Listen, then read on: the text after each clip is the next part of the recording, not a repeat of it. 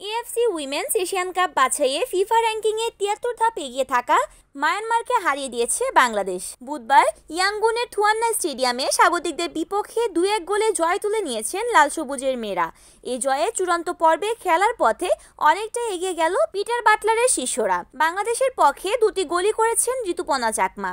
এই ফরোয়ার্ডের করা ২টি গোলই ছিল দেখার মতো। মায়ানমারের পক্ষে একমাত্র গোলটি করেন উইন।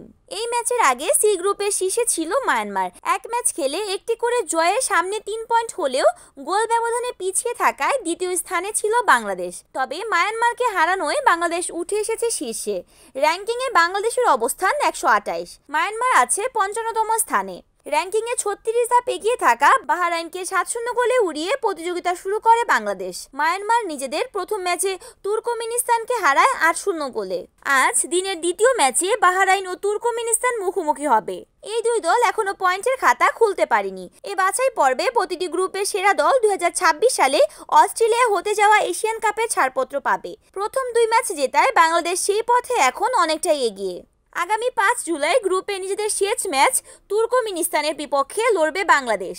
তুর্কমেনিস্তান র্যাঙ্কিংয়ে বাংলাদেশের থেকে পিছিয়ে। ওই ম্যাচে ড্র করলেও বাংলাদেশ চূড়ান্ত পর্বে খেলবে।